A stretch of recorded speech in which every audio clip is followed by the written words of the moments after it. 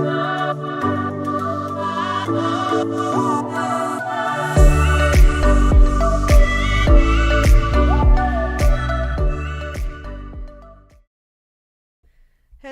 and good evening, everybody. We are back. We are here. We are live. Most importantly, right now, yes, we are live. This is me. I am here. We're back from GART. I hope everyone had a good break. I know you probably missed us. At least I hope you missed us. But we're back, and we'll be back today. And for those that are here now, I know that there's only a few of you guys here so far.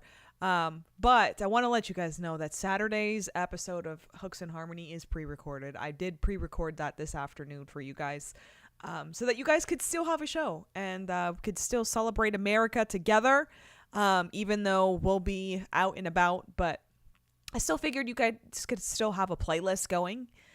So if you guys are not doing anything on Saturday, you can tune in to the episode. And if not, you can always watch it on replay. It's always a good time. So just letting you guys know that. And welcome. Welcome to Bible study, guys. We obviously took Sunday and Thursday off for GART, and we are back now. And I'm super excited. We're going to finish off Joshua tonight. We are going to read chapters 21 through 24 of Joshua, which is the end. So everything that was promised is now going to be fulfilled, and every choice demanded. So this is going to be a great time for us to get into it. But before we do any of that, I wanted to first thank you guys for being here, first and foremost. I love you guys and I appreciate you guys. And I truly did miss you guys and spending time with you guys. So I'm excited to be back here tonight with you and getting back into the word. Before we get into it, I wanted to ask you to please hit that thumbs up. Hit that thumbs up. That is the big thing. Secondly, the other big thing is Rumble Creator Program now has new restrictions, not restrictions, but new rules, new checkpoints that we have to make. And one of those checkpoints is going to be unique chatters. So unique chatters, before they were only requiring 30 unique chatters, and I was able to hit that no problem. Getting, at least averaging around like 50, 55, close to 60 chatters a month. Now they're requiring 75 chatters, unique chatters a month. So if you are somebody who likes to lurk, that is totally appreciated, and we appreciate you as long as you're here watching and enjoying the content. But if you're watching live, I would so graciously ask you to please just drop a hi real quick in the chat. It can be an emoji. It can be one of the emotes that I have. It literally can be a period. It can be one single letter. I'm just asking for a unique chat. That's all I'm asking for. And that's a free thing that you can help gift me and keep the engines rolling here with my page here over on Rumble. So that is what I'm asking for in return for your kindness. So thank you guys. And that's gonna go. I have all month to get that. So I appreciate you guys for helping the cause over here. Second order of business was we have sponsors to get to, and those sponsors, I'll thank them in a second, but I had an update for you guys. The update is that with Amazon, we did hit the bonus for last month, and I was able to get the payout of $10 for hitting the bonus. So thank you guys. I mean, it's not much, but it really does help. Every little bit counts. So thank you for continuing to shop by using my Amazon link. All you have to do for me to get the credit is for you to go down in the description of this video and for you to click the link of the Amazon or the Amazon link that is there, And then you can go ahead and purchase like you normally would. It will automatically calculate it as a sale for me, which is kind of crazy, but it does, like I said, every little bit counts. And this last month was my highest earning month with Amazon because of you guys. So I wanted to thank you guys so much because I couldn't have done it without you. And yeah, so that was that. And then the third order of business was I wanted to thank you guys. I had Venmos coming through even while I was out of town. So thank you for that. That truly means the most. But specifically for this show, Bible study, I wanted to thank Shannon. Shannon sent over $20 and she said, still loving Bible study. And I'm so glad. I know that she has been one that kind of caught the wave of Bible study a few months in and has kind of been joining us, like slowly catching up. I think she'll be joining us hopefully here soon. I think she'll be all caught up. So Shannon, whenever you're here, thank you for always, watching and catching the replays and catching up. And I know that she actually I think she said that she was going to be starting the good book sessions. So that's the other thing. We're not going to have a good book sessions this week, unfortunately, because I will be traveling. So I'm not going to be in my regular studio setup. So I won't be able to actually do all of that. So we will watch and discuss season 5, episode 3 next week. So the following week, which will be the 12th, we will watch that episode together. So that I think is all of the announcements. Now we can get into our first sponsor, and our first sponsor is, of course, Loaded Gun. This episode is fueled by Loaded Gun Coffee, veteran-owned, small batch roasted, and bold enough to actually taste as strong as it smells. They're all about quality over gimmicks, and every bag is roasted to order, so it's fresh when it hits your doorstep. You can grab your favorite roast at loadedguncoffee.com and use code JackieEspada for 10% off your order. Support small business, drink bold, and start your day the clean way with Loaded Gun Coffee. Thank you to Loaded Gun. We love them. We appreciate them. And we will absolutely be in the morning. So this is your sign. If you haven't already, make sure to load up on some Loaded Gun. I was going to say book the thing, but you're not booking anything. You're just buying the coffee. And of course, making sure to use my code JackieEspada so that you can save some money and help the cause here as well. So thank you to Loaded Gun. We will is that a mosquito? Hold on.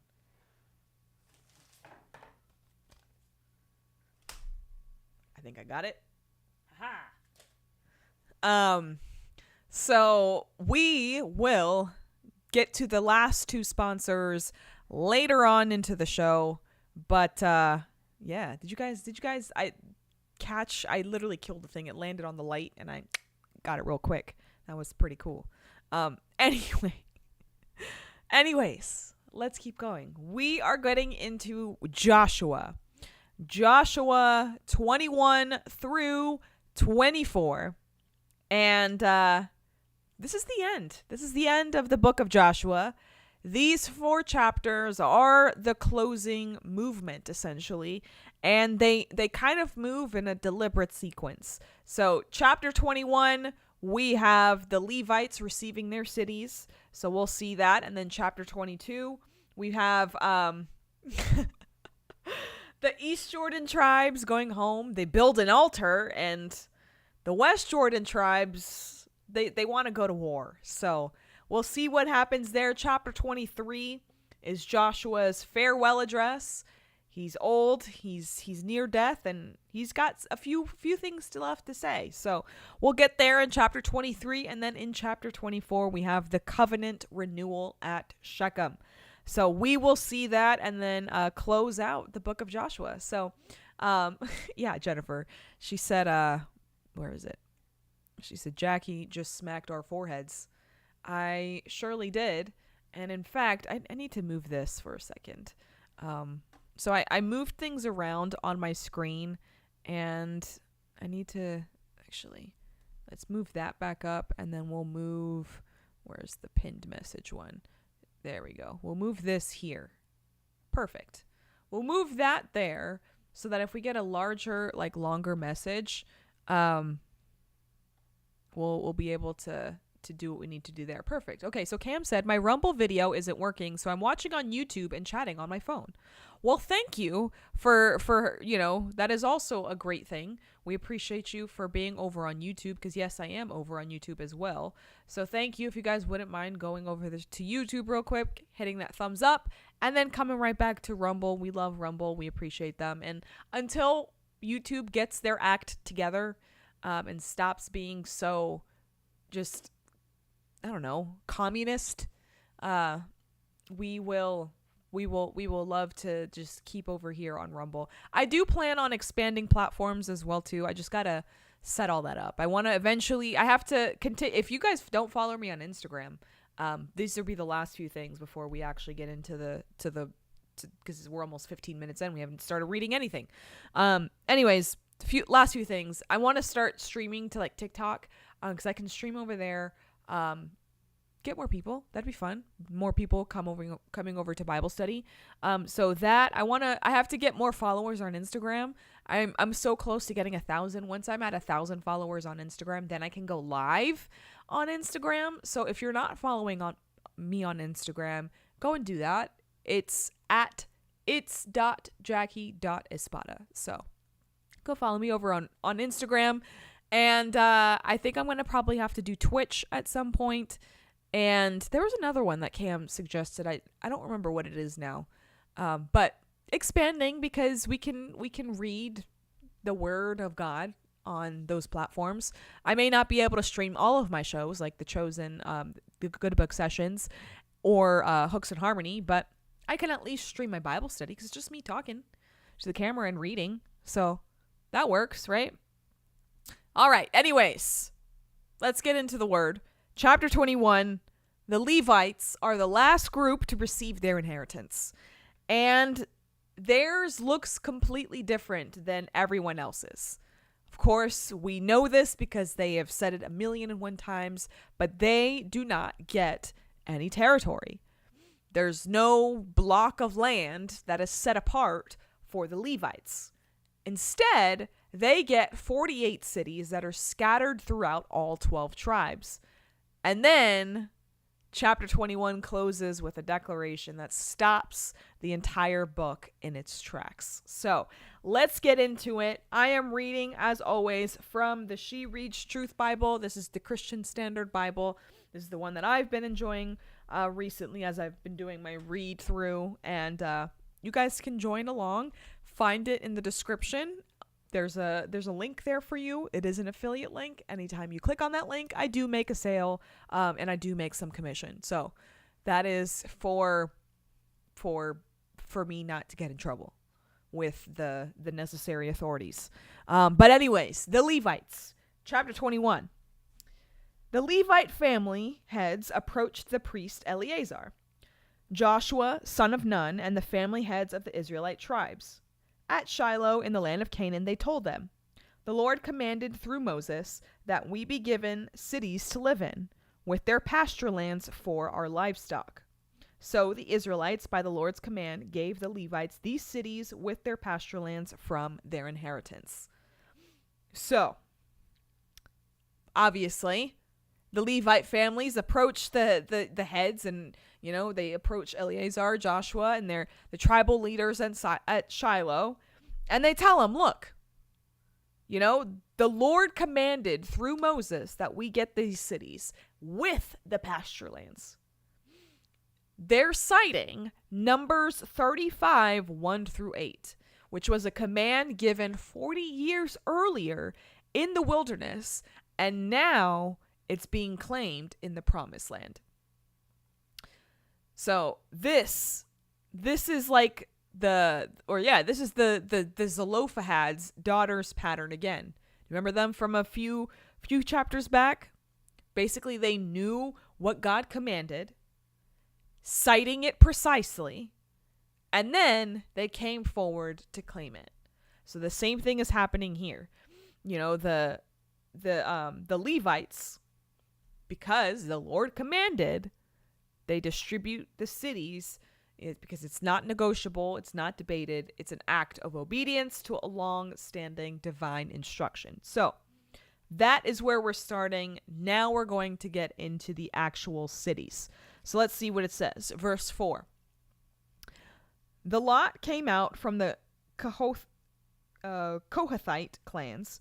The Levites, who were the descendants of the priest Aaron, received 13 cities by lot from the tribes of Judah, Simeon, and Benjamin. The remaining descendants of Kohath received 10 cities by lot from the clans of the tribes of Ephraim, Dan, and half the tribe of Manasseh. Gershon's descendants received 13 cities by lot from the clans of the tribes of Issachar, Asher, Naphtali, and half the tribe of Manasseh in Bashan. Merari's descendants received 12 cities for their clans from the tribes of Reuben, Gad, and Zebulun. So, we're seeing where the distribution is happening. Each one is getting specific pieces of land. So, from the Kohath descendants, they're getting 13 cities. The Gershon descendants, they're getting 13 cities. Or from Issachar, Asher, Naphtali, half of Manasseh. We've got Merari's descendants giving 12 cities. So in total, we've got 48 Levitical cities distributed across all of the territory. And this is by design. This is by design because it really is, it's not a punishment either. It's a gift to the whole nation. So every tribe has Levites living among them. Every region has priests, teachers, and ministers of the covenant within a day's walking. So that's what the Levites were. They were in charge of teaching the people, teaching them and ministering to them. So Moses, remember back in Deuteronomy 33:10, he said that Levi would teach Jacob God's ordinances and Israel God's law. So you can't teach people who live far away. The scattering of the Levites is the infrastructure of spiritual formation for the whole nation. So this is important to know. It's not a death sentence. It's not a punishment. It really is, so that it's a gift to not only the people, but it's also, a gift to the teachers so that they don't have to travel far either. So that is what we've got going on there. Now we're going to get into the list of cities, which again is not super fun, and I'm probably going to mispronounce a bunch, but we're doing it together, and that's all that matters. So, cities of Aaron's descents. So we're starting with, verse 8. The Israelites gave these cities with their pasture lands around them to the Levites by lot, as the Lord had commanded through Moses. The Israelites gave these cities by name from the tribes of the descendants of Judah and Simeon to the descendants of Aaron from the Kohathite clans of the Levites, because they received the first lot. They gave them Kiriath Arba, that is Hebron. Arba was the father of Anak, with its surrounding pasture lands in the hill country of Judah. But they gave the fields and settlements of the city to Caleb, son of Jephunneh, as his possession. They gave the descendants of the priest Aaron Hebron, the city of refuge for the one who commits manslaughter, with its pasture lands, Libnah with its pasture lands, Jatir with its pasture lands, Eshtemoa with its pasture lands, Holon with its pasture lands, Debir with its pasture lands, Ain with its pasture lands, Jutta with its pasture lands, and Beth Shemesh with its pasture lands. 9 cities from 2 tribes. From the tribe of Benjamin, they gave Gibeon with its pasture lands, Geba with its pasture lands, Anathoth with its pasture lands, and Almon with its pasture lands. 4 cities. All 13 cities with their pasture lands were for the priests, the descendants of Aaron. So we're starting off with the first lot, which is the priestly lot. It falls on Judah and Simeon, and these are the southernmost territories. Aaron's priestly descendants received cities there, including Hebron. If you guys don't remember, that is a city of Caleb. Kiriath Arba, which is the city of Caleb, city of refuge, and now a priestly city with its pasture lands. So then they get Libnah, and then there's a whole list. I'm not going to list them. But Anathoth deserves a note. Anathoth will become the hometown of the prophet Jeremiah. The priestly city given to Aaron's descendants in Benjamin's territory is the birthplace of the prophet who will weep over Jerusalem's destruction, who will announce the new covenant, and who will be thrown in a cistern for his faithfulness. So Joshua 21 names the city. Jeremiah will later fulfill it in his prophetic life. So that is the first round of cities. That is 13 cities total for Aaron's descendants. Also, we'll get into this later on, but pay attention to the cities of refuge and something that keeps being repeated throughout the whole thing. So pay attention to that. Verse 20. Cities of Kohath's other descendants. The allotted cities in the remaining clans of Kohath's descendants, who were Levites, came from the tribe of Ephraim. The Israelites gave them Shechem, the city of refuge for the one who commits manslaughter, with its pasture lands in the hill country of Ephraim. Gezer with its pasture lands, Gibzaim with its pasture lands, and Beth Horon with its pasture lands, 4 cities. From the tribe of Dan they gave Elteke with its pasture lands, Gibbethon with its pasture lands, Ajalon with its pasture lands, and Gathrimmon with its pasture lands, 4 cities. From half the tribe of Manasseh they gave Taanach with its pasture lands, and Gathrimmon with its pasture lands, 2 cities. All 10 cities with their pasture lands were for the clans of Kohath's other descendants. So, another list.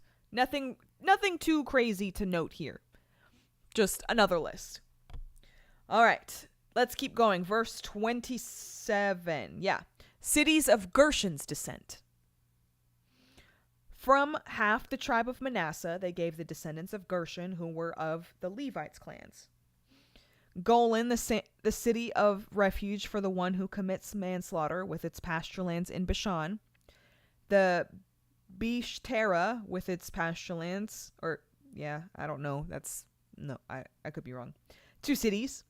From the tribe of Issachar, they gave Kishion with its pasture lands, Daberath with its pasture lands, Jarmuth with its pasture lands, and En-Ganim with its pasture lands, 4 cities.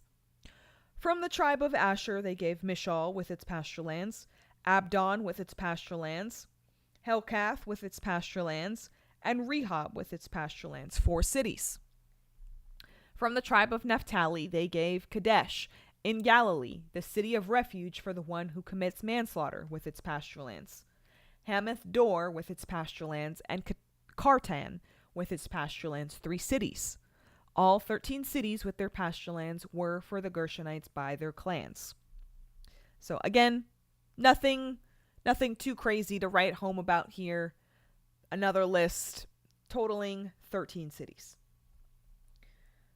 Next up is the cities of Merari's descendants. This is verse 34. It says, from the tribe of Zebulun, they gave to the clans of the descendants of Merari, who were the remaining Levites, Jokneam with its pasture lands, Karta with its pasture lands, Dimnah with its pasture lands, and Nahalal with its pasture lands. 4 cities. From the tribe of Reuben, they gave Bezer with its pasture lands, Jaza with its pasture lands, Kedemoth with its pasture lands, and Mephaeth with its pasture lands, 4 cities. From the tribe of Gad, they gave Ramoth in Gilead, the city of refuge for the one who commits manslaughter, with its pasture lands, Mahanaim with its pasture lands, Heshbon with its pasture lands, and Jazer with its pasture lands, 4 cities in all. All 12 cities were allotted to the clans of Merari's descendants, the remaining Levite clans. So again, another list of cities totaling 12 cities here. Now we got a summary. So verse 41 says, within the Israelite possession, there were 48 cities in all with their pasture lands for the Levites. For each of these cities had its own surrounding pasture lands. This was true for all the cities. So they gave us a total number. We got 48 of the Levitical cities. It's interesting to note that 6 of those cities are refuge cities. So those were designated in chapter 20. So this means that the cities of refuge are also Levitical cities. The places people flee to for protection are places where priests and covenant ministers live. So when you flee to the city of refuge, you are fleeing into the care of the covenant community. Mercy is administered by the people closest to God's law. So this is really interesting. And I obviously, I think God does everything with intention. So he knew what he was doing by having them, the Levites, be in charge of the cities of refuge. So that's what we've got going on there. So this is the ending. This is how we end chapter 21. So it says, the Lord's promises fulfilled. And remember, I told you this is the stuff that kind of wrecks the whole chapter in a good way. So the Lord gave Israel all the land he had sworn to give their ancestors, and they took possession of it and settled there. The Lord gave them rest on every side according to all he had sworn to their ancestors. None of their enemies were able to stand against them, for the Lord handed over all their enemies to them. None of the good promises the Lord had made to the house of Israel failed. Everything was fulfilled. Okay, hold on. This thing is... Why?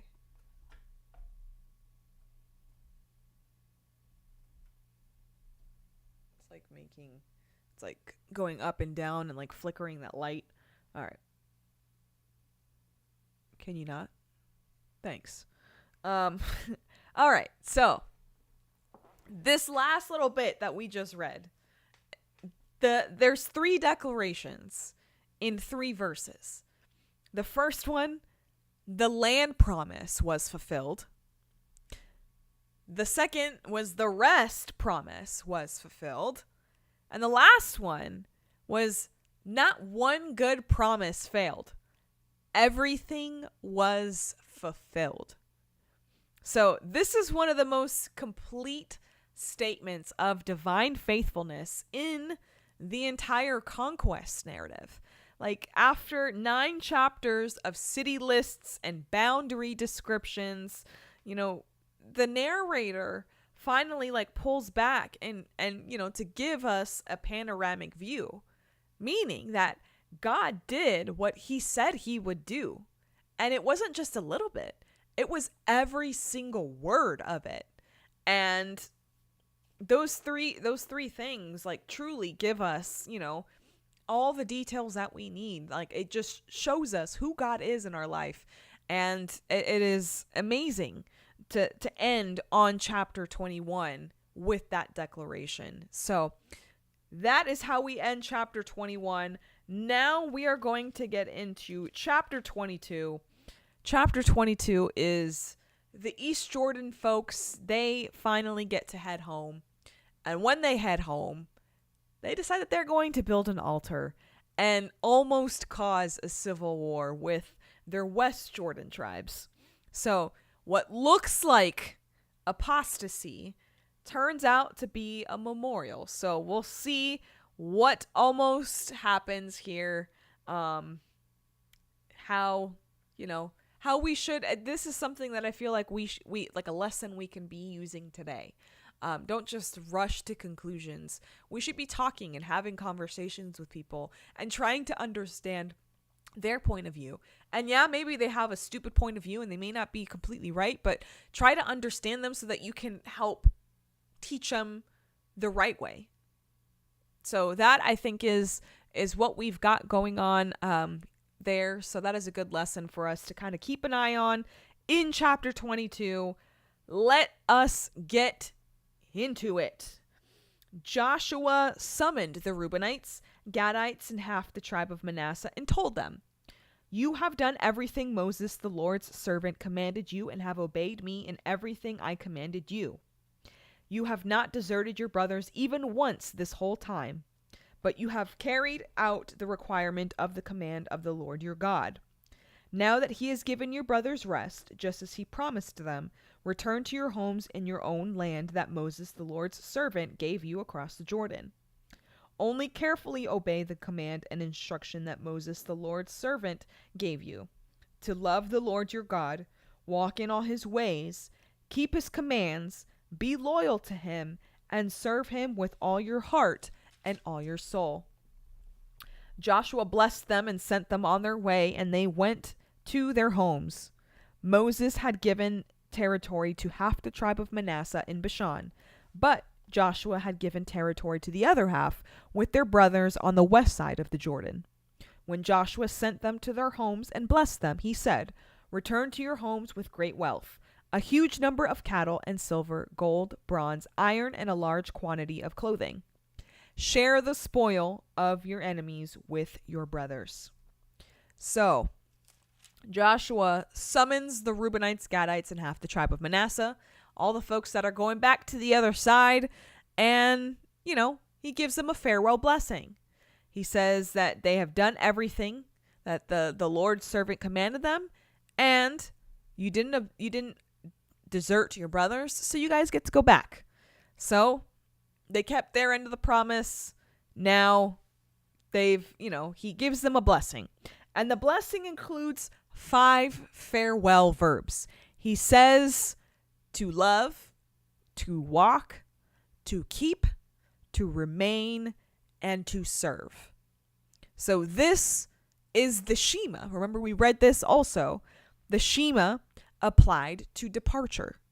Before they go home, before they return to the Jordan and the other side, Joshua presses the covenant into their hands like a letter they should read every single day. So that is where we start there.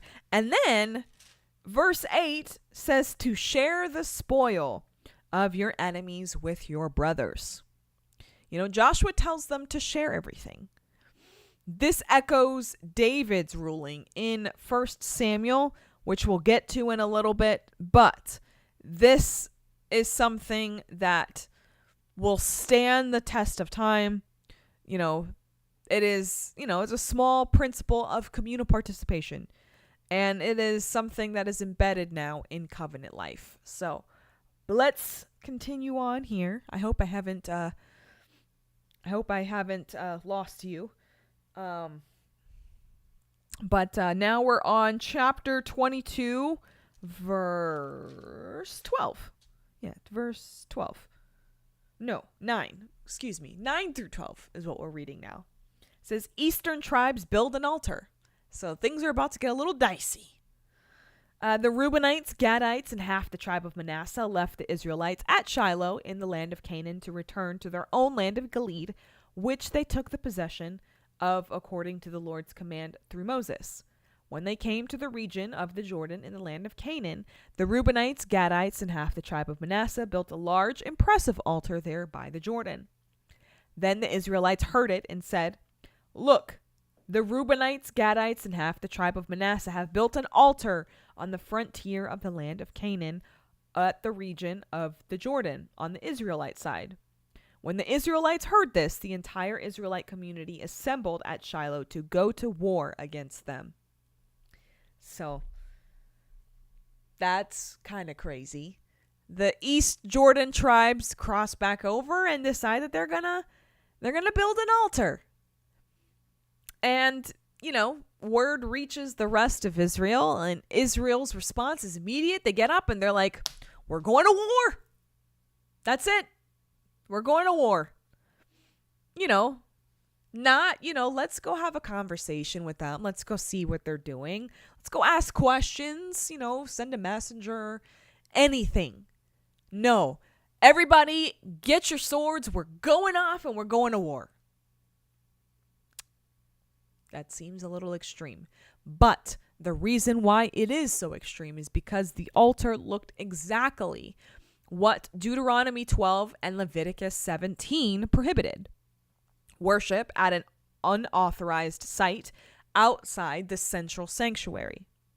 So an unauthorized altar was covenant violation.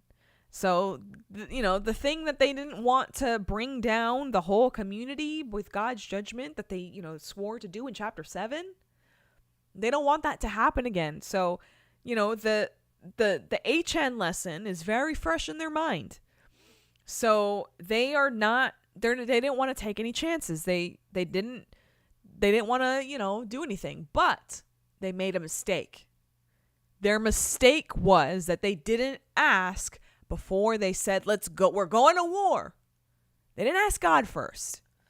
And what happened the last time they didn't ask God? Bad things happened. So we're not gonna, we're hopefully we'll get an explanation. We'll see. Verse 13. So verse 13 now. Explanation of the altar. See, you get an explanation. Nice. Okay. The Israelites sent Phinehas, son of Eleazar, the priest, to the Reubenites, Gadites, and half the tribe of Manasseh in the land of Gilead. They sent 10 leaders with them, one family leader with each of the tribe of Israel, one family leader for each tribe of Israel. All of them were heads of their ancestral families among the clans of Israel. They went to the Reubenites, Gadites, and half the tribe of Manasseh in the land of Gilead and told them, "This is what the Lord's entire community says. What is this treachery you have committed today against the God of Israel by turning away from the Lord and building an altar for yourselves, so that you are in rebellion against the Lord today? Wasn't the iniquity of Peor, which brought a plague on the Lord's community, enough for us? We have not cleansed ourselves from it even to this day, and now would you turn away from the Lord? If you rebel against the Lord today, tomorrow he will be angry with the entire community of Israel. But if the land you possess is defiled, cross over to the land the Lord possesses, where the Lord's tabernacle stands, and take possession of it among us. But don't rebel against the Lord or against us by building for yourselves an altar other than the altar of the Lord our God. Wasn't Achan, son of Zerah, unfaithful regarding what was set apart for destruction, bringing wrath on the entire community of Israel? He was not the only one who perished because of his iniquity." So, I'm glad that they, decided to have a little bit of a head here. Before they just rushed off to war, they send a delegation, Phinehas and one of our 10 leaders, one for each tribe, and they present the accusation directly. He makes specific appeals and specific references, especially to the whole thing with Achan. Remember that? The sin of Peor, where Israel joined Moabite worship and a plague caused 24,000 people to be killed. So that, Phinehas is not just making accusations here. He's making a theological argument. He says the covenant is communal. What one tribe does affects every single tribe. So if the East Jordan tribe altar is not just their business, it really is everybody's, because they're a community. So the delegation is willing to let the East Jordan tribes relocate to the west if their territory is the issue, because remember, they're still in the land of Canaan. And they're not being punitive. They're just trying to solve the problem. So let's see what the explanation is. So this is verse 21.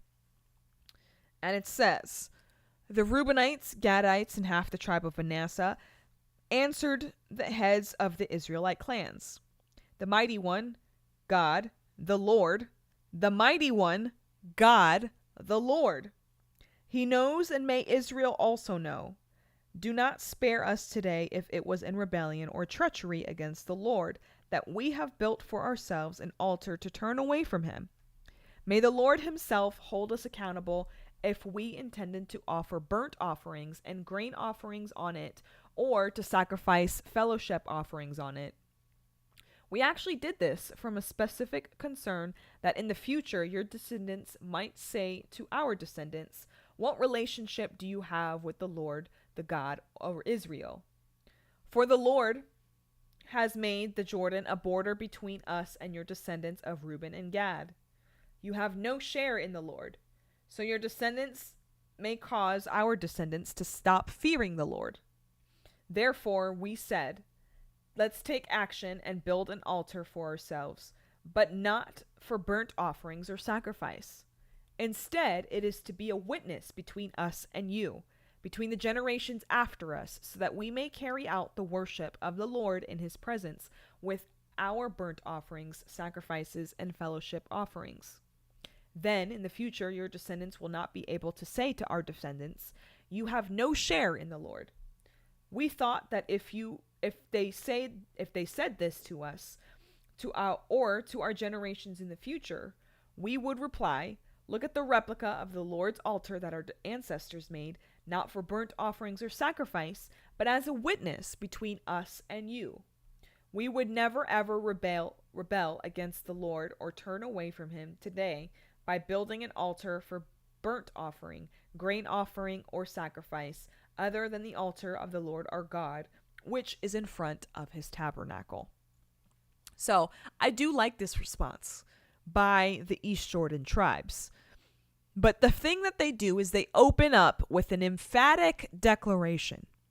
The mighty one, God, the Lord. They said this twice. This is a triple invocation of God as a witness, using 3 of his divine names.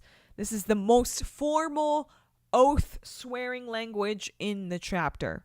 So they are calling God himself to be a witness to their testimony. And then they explain that, they did this not for sacrifice. It's not for worship. It is a witness monument. Basically a physical or visible geographical testimony that the East Jordan tribes belong to the same God and the same covenant as the West Jordan tribes. And the reason why they did this is because they were afraid of being forgotten. They were afraid that the Jordan River would become a spiritual border and that future generations of West Jordan tribes would look at the river and say that those people over there really aren't a part of us. So the altar was built in fear of exclusion from the covenant community. However, the irony here is that they built a monument to prove they belong, and it almost got them destroyed. Their intentions were right. Their method, though, was very, very wrong. But they acted unilaterally, and on a fear without communicating it to the people they were trying to maintain a relationship with. So, the same failure that caused problems throughout Joshua, not asking and not communicating, nearly caused a civil war. So that is the lesson that I think that we probably still need to talk about and keep in the forefront of our own minds. Maybe we should talk more. Communicate our thoughts and feelings to each other. Because that's really going to help in the long run. I feel like we won't, there's less misunderstandings will happen. All right. That is chapter 22. Now we're going to finish off chapter 22.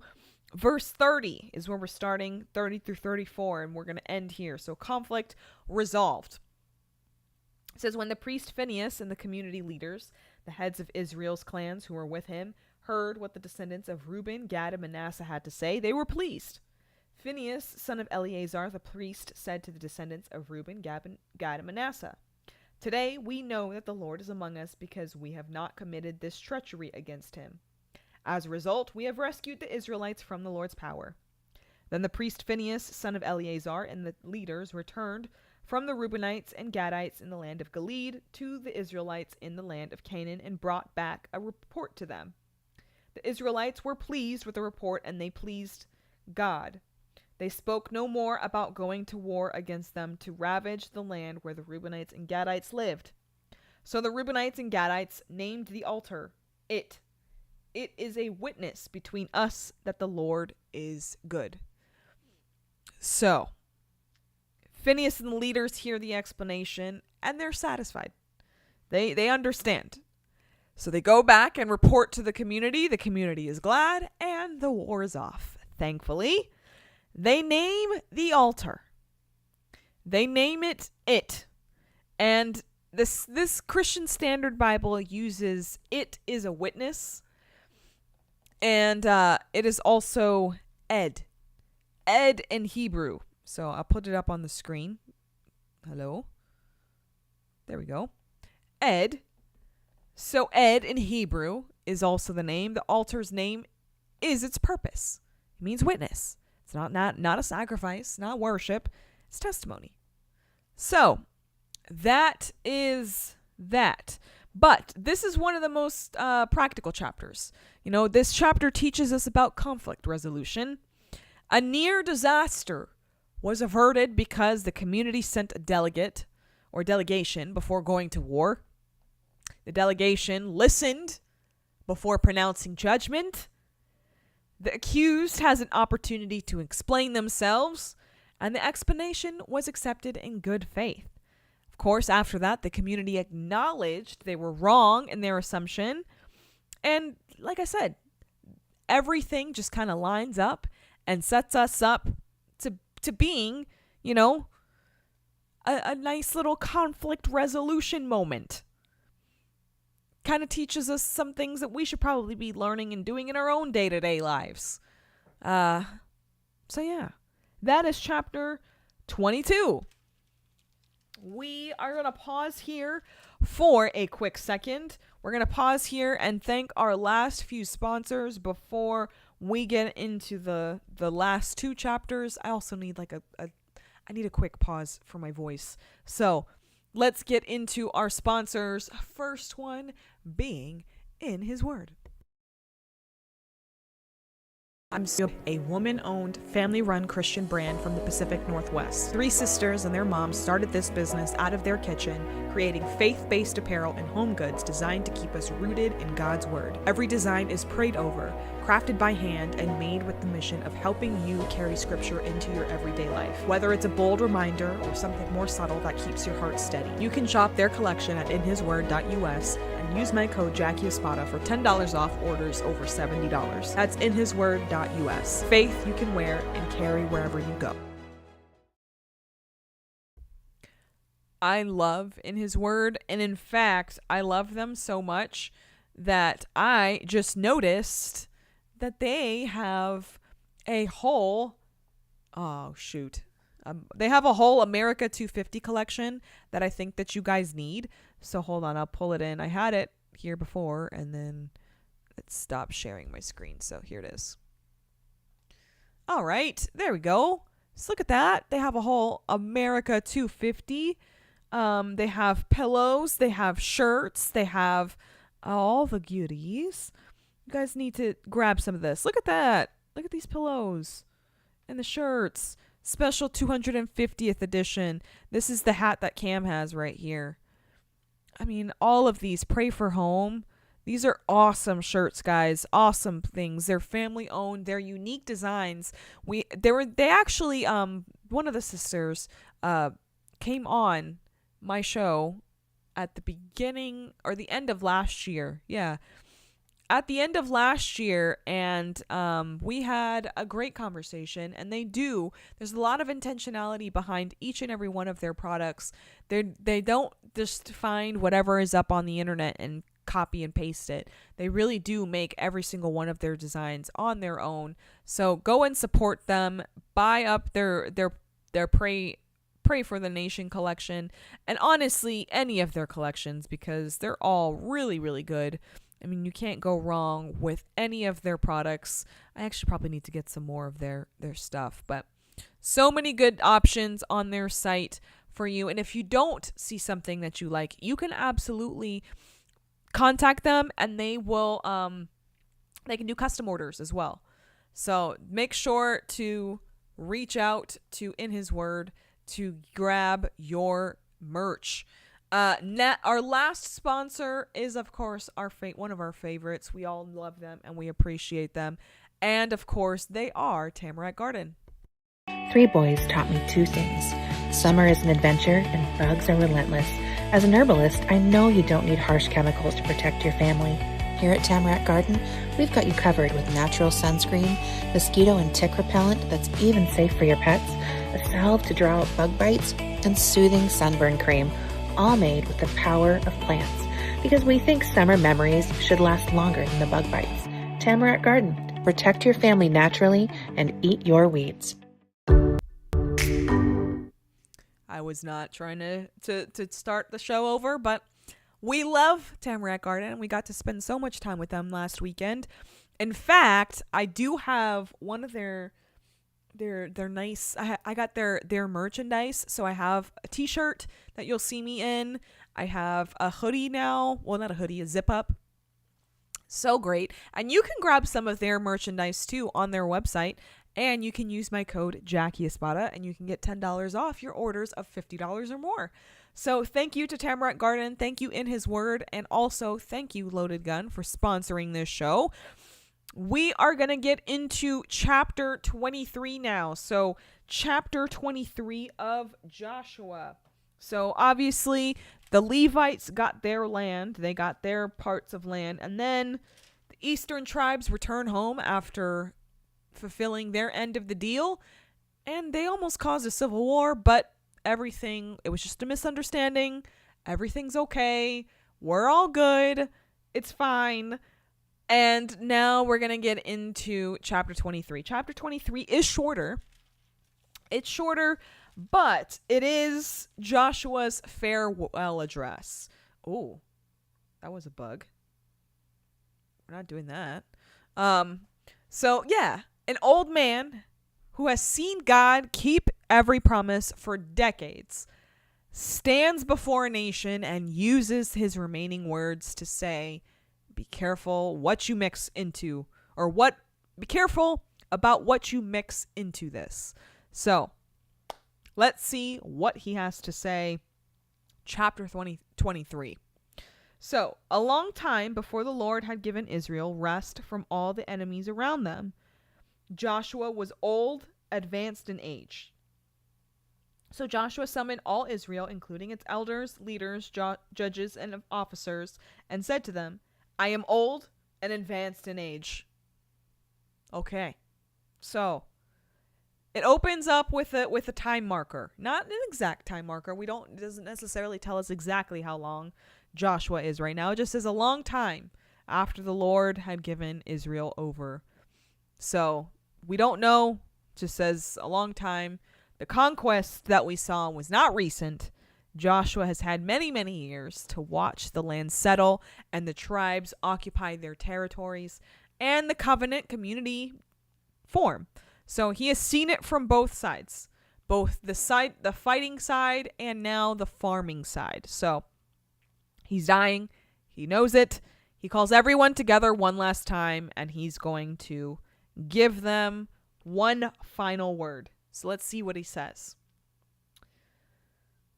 I am old, advanced in age, and you have seen for yourselves everything the Lord your God did to all those nations on your account, because it was the Lord your God who was fighting for you.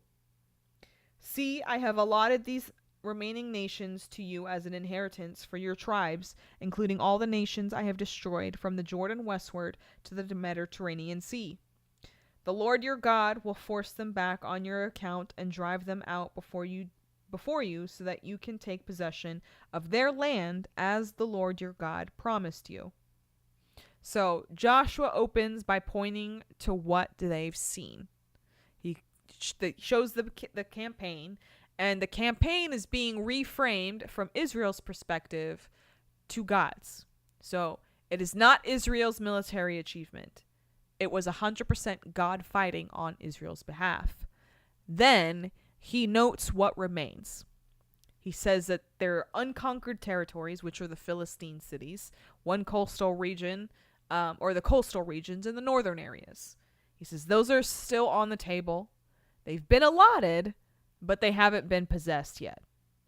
And God promises in verse 5 that he will force them back and he will drive them out so that you guys can take the possession.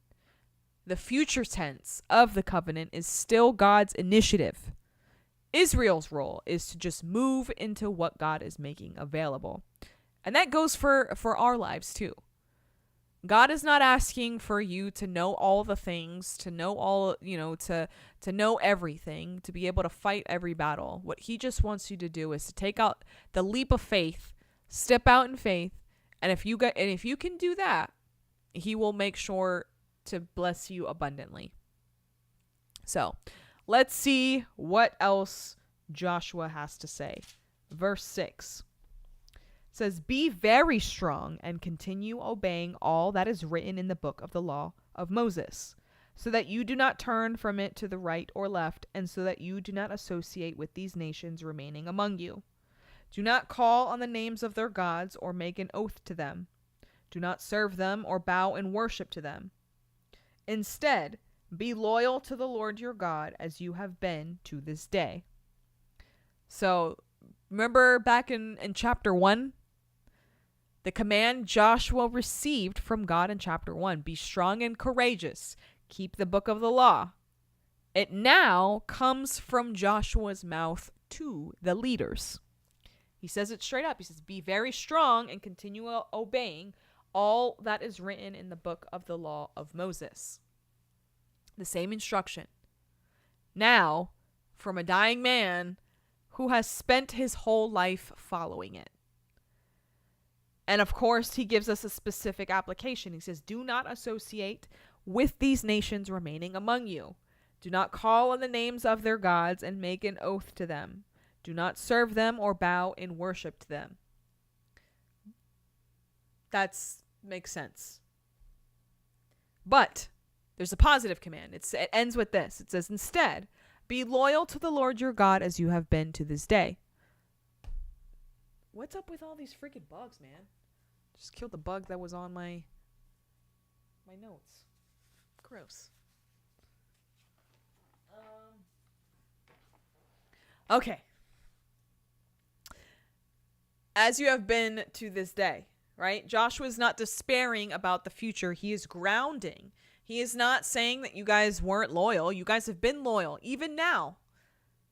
He's grounding the exhortation in the observed faithfulness. He's calling them and letting them know. He's like, I've seen that you have been loyal. He's calling for them to continue to keep doing the things that they've already been doing.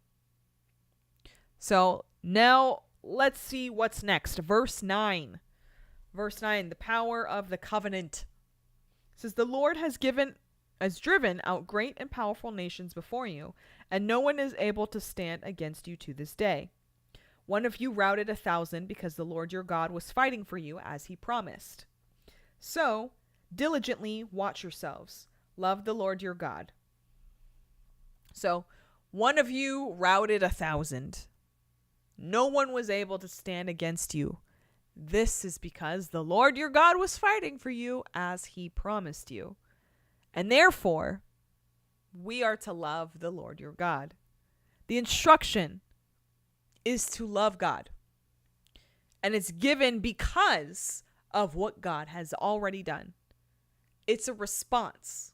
It's not a condition. The victories are already accomplished, and the love is the appropriate reply to them. So I do love that. And let's see. Yeah, Jennifer, you're right. It is summertime in Georgia, and that's why there's so many bugs. I also don't appreciate all the bugs. So there's that as well. But it's fine. It's fine. We're going to South Florida, which there's going to be even more bugs. So you pick and choose your battles, and you love all of God's creatures the same. Yeah. At least that's what I'm going to keep telling myself. Anyways, chapter 23, verse 12. Says, if you ever turn away and become loyal to the rest of these nations remaining among you, and if you intermarry or associate with them and they with you, know for certain that the Lord your God will not continue to drive these nations out before you. They will become a snare and a trap for you, a sharp stick for your sides and thorns in your eyes until you disappear from this good land the Lord your God has given you. I mean, yeah, that I wouldn't want thorns in my eyes. That's for sure. You know, he warns them, and I appreciate the warning because they're probably going to be mixing and mingling here. But he's letting them know this is what happens when you actually start mixing. It's a snare, it's a trap, it's a sharp stick, thorns in your eyes. Those are pretty serious. That's pretty serious imagery. And the thing that got in your eye is not necessarily easily removed. It's not a distant threat. It's something intimate, something painful, something disabling. You can't see clearly when you have thorns in your eyes. The thing that he warns us against doesn't just weaken Israel's military position. It quite literally blinds them. So we'll get into more of that in Judges in the coming weeks and days. But yeah, he kind of knows where this is going, and he's already warning them. So yeah. Anyways, let's keep going. Verse 14 says, I am now going the way of the whole earth, and you know with all your heart and all your soul that none of the good promises the Lord your God made to you has failed. Everything has failed for you. Not one promise has failed. This is a very personal verse, for sure. The whole of the way of the whole earth. This is the Hebrew idiom for death. Everyone goes this way eventually, and Joshua is not afraid of it. He actually names it plainly. And what he says in the face of it is not fear or regret. It is a testimony. He says, you know with all your heart and all your soul. That's that Shema language again. The love your God with all your heart and all your soul is now applied to knowing. They know God's faithfulness with the same totality they're supposed to love him with. And this is the second time not one promise fail declaration appears. The first one was chapters ago in chapter 21, verse 41. It comes again from Joshua's personal mouth before he dies. So a man who is about to die looks back across a lifetime of following God and says, not one promise failed. That's big. And we get to serve a God that is still true for us today. I love it. But rounding out chapter 23, it says, is verse 15, says, since every good thing the Lord your God promised you has come about, so he will bring on you every bad thing until he has annihilated you from this good land the Lord your God has given you. If you break the covenant of the Lord your God, which he commanded you, and go and serve other gods and bow and worship to them, the Lord's anger will burn against you, and you will quickly disappear from this good land he has given you. So, that is the farewell. And it closes with the flip side. So we've, the good things. And then, it's interesting because the word good appears 3 times in these 2 verses. It says every good thing, this good land, this good land, and the emphasis is deliberate. The land is genuinely good. It's been said since was it Exodus? Since back then. The land is genuinely good. What God is giving is genuinely good. And the danger is walking away from that good towards something that looks attractive, but really isn't. The promise's reliability and the warning's reliability are exactly proportional. One actually proves the other. And if the promises were true, and they were because they came true, then the warnings are equally as true. So Joshua doesn't soften the warning because he's dying. What he does is he actually uses it to his last words to make it super sharp. So that is chapter 23. And now to close out Joshua, the book of Joshua, we're going to read chapter 24. And I know that I've seen the numbers kind of fluctuate up and down with today.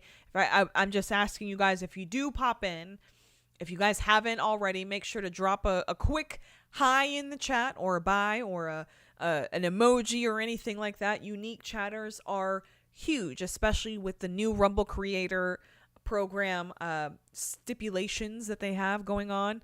They make you have, in order for you to continue in the program and to continue to qualify, you need to have 75 unique chatters a month. And it's kind of difficult for me because I've been averaging about 55 chatters. So if you guys would be so kind and to drop a quick hello in the chat, period, just one letter, one emoji, one of the emotes, anything like that, that would be fantastic because I need all the help I can get. Anyways, chapter 24. Chapter 24, we have the most famous chapter in Joshua. God speaks through Joshua here. He is narrating the entire history of Israel from Abraham's ancestors to the moment they're currently standing in. Then Joshua issues a challenge to the people that they can't sidestep, and then, of course, he dies. The book ends, and we have a few burials. So, let's get into it. This is where we are going to be ending this evening. So, I hope that you guys have enjoyed tonight's reading so far. Chapter 24, Review of Israel's History. It says, Joshua assembled all the tribes of Israel at Shechem and summoned Israel's elders, leaders, judges, and officers, and they presented themselves before God. So, he assembles everybody, but notice something. This is Shechem. This is not Shiloh. They were just meeting in Shiloh. Shiloh was the administrative center for the distribution. Shechem is where the covenant is renewed. Why Shechem? Well, Shechem is where Abraham first built the altar after entering Canaan. This is, for those that want to go back and reference it, it's Genesis 12, 6, and 7. It's where Jacob buried his household's foreign gods under the oak tree. Again, Genesis 35, 2-4, for those that want to go back and double check me. It's where Joshua held the covenant ceremony in chapter 8 here in Joshua, with the tribes shouting blessings, curses from Gerizim and Ebal. It's the most covenant-laden location in the Promised Land. So bringing all of Israel to Shechem for the final covenant renewal is no accident. They're doing it because they're returning to the original point. They're going back to where it all started. So let's see what God has to say. So chapter 24, verse 2. It says, Joshua said to all the people, "This is what the Lord, the God of Israel, says. Long ago your ancestors, including Terah, the father of Abraham and Nahor, lived beyond the Euphrates River and worshipped other gods. But I took your father Abraham from the region beyond the Euphrates River, led him throughout the land of Canaan, and multiplied his descendants. I gave him Isaac, and to Isaac I gave Jacob and Esau. I gave the hill country of Seir to Esau as a possession. Jacob and his sons, however, went down to Egypt. I sent Moses and Aaron, and I defeated Egypt by what I did within it. And afterward I brought you out. When I brought your ancestors out of Egypt and you reached the Red Sea, the Egyptians pursued your ancestors with chariots and horsemen as far as the sea. Your ancestors cried out to the Lord, so he put darkness between you and the Egyptians and brought the sea over them, engulfing them. Your own eyes saw what I did to Egypt. After that, you lived in the wilderness a long time. Later, I brought you to the land of the Amorites who lived beyond the Jordan. They fought against you, but I handed them over to you. You possessed their land and annihilated them before you. And I annihilated them before you. Balak, son of Zippor, king of Moab, sent out to fight against Israel. He sent for Balaam, son of Beor, to curse you, and I would not listen to Balaam. Instead, he repeatedly blessed you, and I rescued you from him. You then crossed the Jordan and came to Jericho. Jericho's citizens, as well as the Amorites, Perizzites, Canaanites, Hittites, Girgashites, Hivites, and Jebusites, fought against you, and I handed them over to you. I sent hornets ahead of you, and they drove out the two Amorite kings before you. It was not by your sword or bow. I gave you a land you did not labor for and cities you did not build, though you live in them. You are eating from vineyards and olive groves you did not plant. So, this is honestly one of the most extraordinary passages. God is speaking here in the first person. He is, through Joshua, narrating the entire history of Israel from the beginning. Not from the Exodus. From before even Abraham. So the speech moves in sequence. We got before Abraham. We talk about them serving Terah, Abraham's father, and his ancestors lived before the Euphrates and served other gods. This is the fact about Israel's origin that is easy to miss. Before God chose Abraham, Abraham's family were polytheists. The story of Israel doesn't begin with a righteous family that God rewarded. It starts with God choosing someone from an idol-worshiping family and making something entirely new. So that is where we're starting. Verse 3, he takes Abraham, he leads him, and every verb is God's action. Abraham didn't find God. God took Abraham. So that's where we are. And let's see what else. We keep going through the whole story. He sent Moses and Aaron. He defeated Egypt. He brought them out. Just keeps going. And finally, every single thing here was God's action. From Abraham to the land, from Terah's idol worship to Jericho's walls falling, from Egypt to the vineyards now rolling free through the land that they're in. It's not a history lesson, it's a setup for the choice that comes next. If you don't earn this, why would you trade it for something that costs less? So that's what we've got there. And then it's interesting in verse 12, he brings up hornets. And I thought that was interesting because I don't remember hornets. I don't necessarily remember hornets, but there's like a little bit of confusion. It even says it in the Bible, in my Bible. It could have been insect swarms.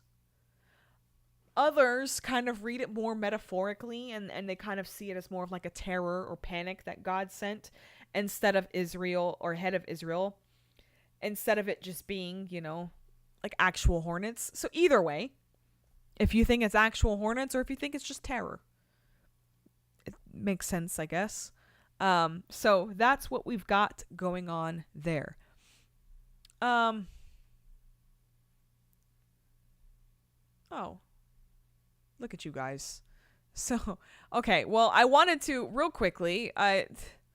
You guys are amazing. I didn't even realize this. I'm sitting here just, going through Bible study when all of a sudden I see this, and this is Tracy Nanette sent over $7 via Rumble Wallet.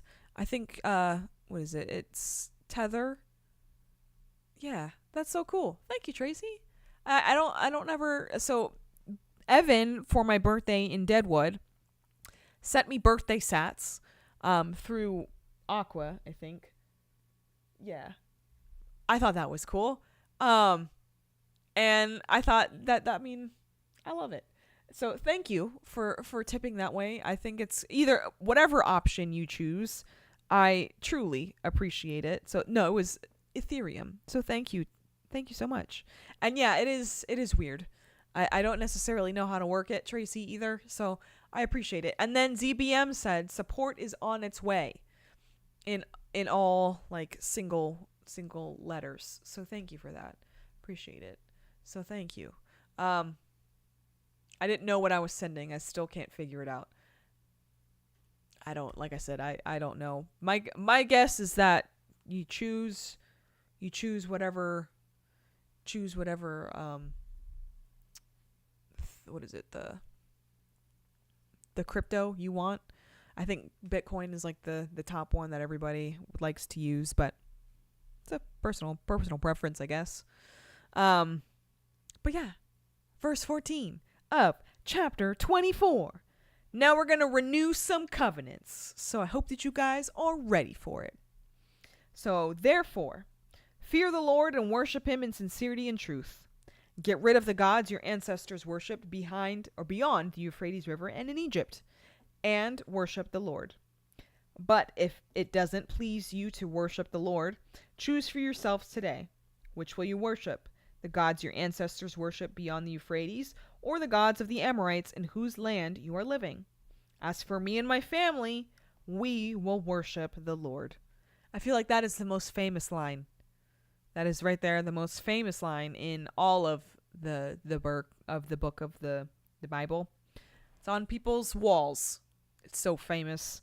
But Joshua does not coerce. He presents the options clearly and states his own choice publicly. But he also invites the nation to decide for themselves too, which I can appreciate. So the options are laid out honestly. The gods of their polytheist ancestors before Abraham, the gods of the Canaanites whose lands they lived in now, or the Lord who did everything that was mentioned in verses 2 through 13. So Joshua doesn't pretend his choice is between God and nothing. He acknowledges that there are real alternatives. He acknowledges that God is choosing, that choosing God is a choice that has to be made, and it's not automatic. It's not something you inherit. It doesn't necessarily carry over from previous generations. It's a personal relationship that you have to decide if you want to actually pursue it or not. But as for Joshua and his family, they will be worshiping the Lord. It is not an ultimatum. It is an act of personal clarity that invites a response. So that is what we've got going on there. Let us continue. Verse 16. Verse 16 says, the people replied, we will certainly not abandon the Lord to worship other gods. For the Lord our God brought us and our ancestors out of the land of Egypt, out of the place of slavery, and performed these great signs before our eyes. He also protected us along the way we went and among all the peoples whose land we traveled through. The Lord drove out before us all the peoples, including the Amorites who lived in the land. We too will worship the Lord because he is our God. So the people answered immediately. They're like, look, we saw all the things that he did, and we're worshiping with him. We're on board. It's an enthusiastic yes for them. And honestly, I feel like this is going to kind of worry Joshua. But Let's see what he says next. Verse 19 says, "But Joshua told the people, 'You will not be able to worship the Lord because he is a holy God. He is a jealous God. He will not forgive your transgressions and sins. If you abandon the Lord and worship foreign gods, he will turn against you, harm you, and completely destroy you after he has been good to you.' 'No,' the people answered Joshua, we will worship the Lord." So Joshua lets them know. He says, "Look, you're not going to be able to worship the Lord if you do. He's a jealous guy. He's not trying to be discouraging or anything like that. He's truly just trying to be a good pastor and let them know, like, this is what you're signing up for. It may seem like an easy decision. It doesn't mean that they're all going to be okay with it. Joshua's essentially testing whether they know what they're saying yes to. And of course, the people respond back emphatically that yes, they will in fact worship the Lord. So let's see what happens next. Verse 22. Verse 22 says, "Joshua then told the people, 'You are witnesses against yourselves that you yourselves have chosen to worship the Lord.' 'We are witnesses,' they said.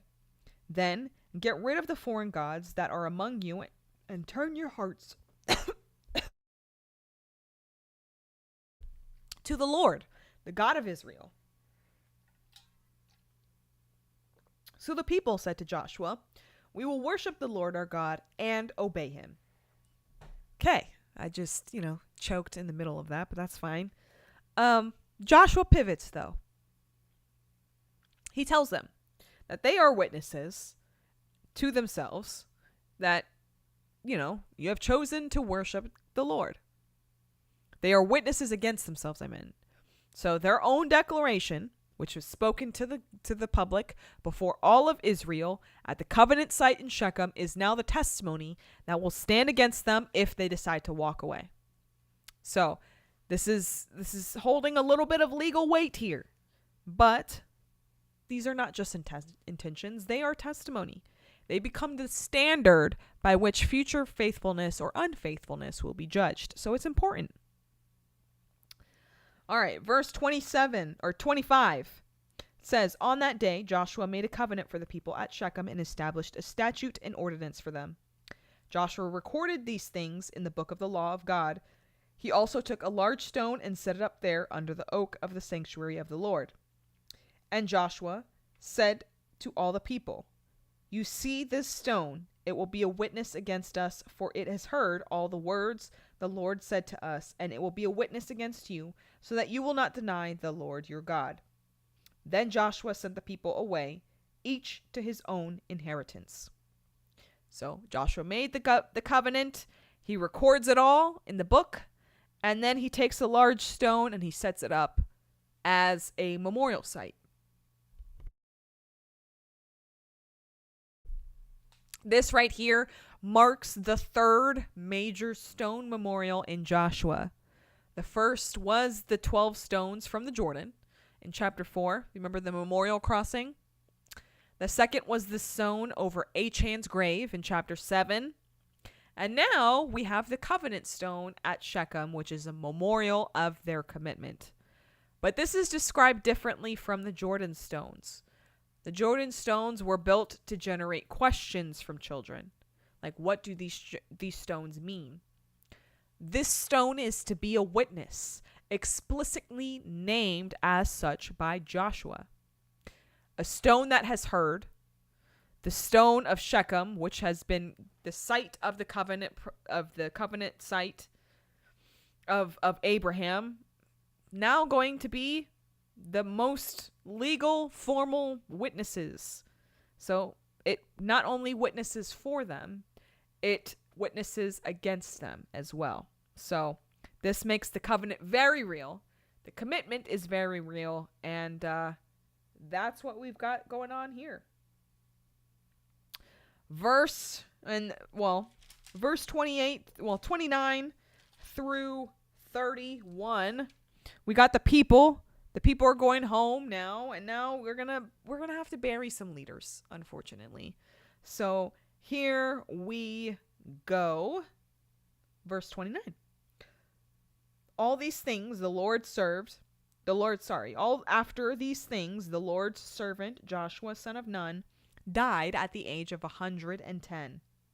They buried him in his allotment territory at Timnath-Serah in the hill country of Ephraim, north of Mount Gash. Israel worshipped the Lord throughout Joshua's lifetime and during the lifetimes of the elders who outlived Joshua and who had experienced all the works the Lord had done for Israel. So, after all the things are said and done, Joshua dies at 110, and he has a title at death. The Lord's servant. Remember, this was the same title that was given to Moses at his death as well in Joshua 1:1. This is the highest honor the book can give.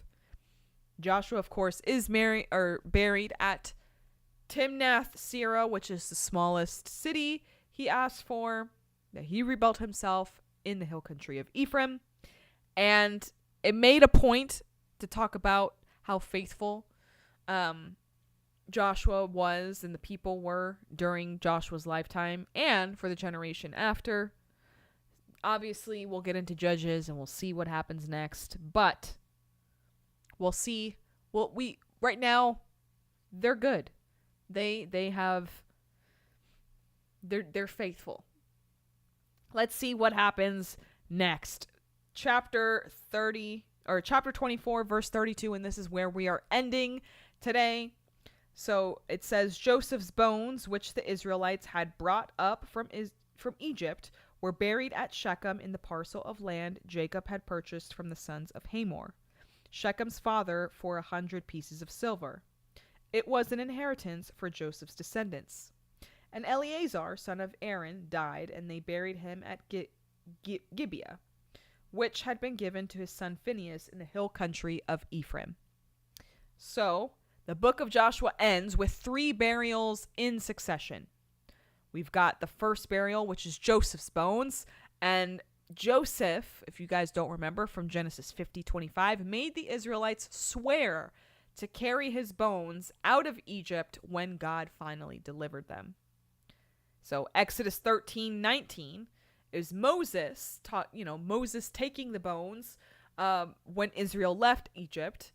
Now at Shechem, in the plot of ground Jacob bought from Hamor's sons. Joseph's finally going to be buried. His bones, a promise that was made in foreign land. Uh-oh. Did I lose you? I think it's working. Let me know if, okay. For some reason, it showed up like a yellow thing on Rumble saying that something was happening. So if I lost you for a second, I'm sorry. Yeah. Tracy said drop for a second. Yeah, it was weird. I literally saw the yellow come up for a second when on the Rumble Studio thing. So, okay. We should be back now. Let me know what you missed, if anything. But Joseph's bones. The promise that was made in a foreign country, carried through 40 years of wandering in the wilderness, through the Jordan crossing, through the conquest, is finally going to be fulfilled in Shechem. The resolution of Joseph's story closes the loop all the way back to Genesis, and the Israelites are now in the land. Joseph is buried in it, and the promise made before Exodus has now come to rest. So that is the first burial. The second burial is Eleazar, son of Aaron. He administered the land distribution throughout chapters 14-21. He stood with Joshua as the priestly authority the whole process. He dies and is buried at Gibeah in the hill country of Ephraim. The 3 burials, we got Joshua, Joseph, and Eleazar, close 3 different story arcs that have been running since Genesis. So That is how we end the book of Joshua. It's not necessarily a triumphant summary of military victory or a list of achievements or anything like that. We just get 3 burials, you know? But the thing is that the land received them, the promises are complete, and now the generation is going to pass on to the next one. And we'll see what comes from that. But that is where we are ending today. We are going to pick up, not on Sunday, but next Thursday. I think we'll be starting up in Judges. So I look forward to digging into that with you guys. It's going to definitely be a ton of fun. And yeah, I appreciate you guys for being here with me. Let's go ahead and pray real quick, and then we will read rants and do announcements, anything like that, for those that may have missed it from the beginning of the show. So let's go ahead and pray. Lord, thank you for another beautiful day. Lord, thank you for another opportunity to come together and read the word and to pray and to give you thanks. Lord, thank you for the traveling mercies that you gave us last week to go to and from GART safely. Lord, continue to give us traveling mercies this weekend, as I know a lot of people are going to be traveling for the 4th of July, including Cam and myself. Lord, I ask you to continue to be the guide for every pilot, that no flights may be delayed, and if they are delayed, it's for a good reason. Lord, we also ask you for all the fun and safety for everyone this weekend, Lord, as we continue to honor our great nation that you gave us. 250 years in the making. We truly appreciate you for giving us the opportunity to celebrate as a community together this weekend. Lord, I also ask for you to continue to come into the lives of each and every person who is watching this, whether it be live or on replay, and fill whatever need they have, whether it be mental or physical or emotional. Whatever it is, Lord, you know what their need is. Come into their lives, and I know that it's already done in your name. Lord, I ask you to continue to bless and guide our president as he continues to navigate his term. Lord, we ask you to give him guidance and protection. We also ask you for guidance and protection for his cabinet members as well, Lord. Lord, as we go into this weekend, we look forward to spending time with our family and friends. Lord, continue to give us thanks, or we continue to give you thanks. And we appreciate you and we honor you. And in Jesus' name I pray, amen. So that is our prayer for this evening. We appreciate you guys for being here. Let's go ahead and read some rants. I did read the Venmo that came in last week while we were away. So I did read that. I wanted to also read... yes, okay. So we also have some rants. I read the one from Tracy. She tipped via Rumble Wallet. Thank you for that. With Ethereum. Appreciate you for that. And then ZBM said, hope you had a blast on your birthday at GART, Jackie. This weekend should be a blast. Happy 250th America. And if y'all can, you should go see Young Washington. Me and my man are going Sunday. Cheers. Oh, great. Yeah, that sounds like a fun time. We will definitely have to check that out. So thank you for that, ZBM. And I think that's it. Actually, let me double check coffee. Yeah, I think we're good. Also, for those that don't know, I have this new thing on coffee that you guys will be able to see if you donate via coffee. It's going to look something like this. So anytime someone gifts via coffee, it'll do that. And that would be so fun, right? Oh, that's cool. CoffeeBot also displays in YouTube. I didn't realize that. That's cool. New tip from someone on because I tested it, but yeah. Thank you guys. But anyways, as far as announcements go, this weekend, There will be a Hooks and Harmony. It will not be live. It is pre-recorded, but there will be a Hooks and Harmony that will go out at 3 p.m. Eastern this Saturday. So check that out if you would like to. If you guys can only watch the replay, that is okay too. So check that out. There will not be a Bible study on Sunday, nor will there be a good book sessions on Sunday. There will also not be a light work next Tuesday. So that is not happening, but we will be back next Thursday for Bible study. So I will see you guys next Thursday. Same time, same place. Appreciate you guys for being here, truly.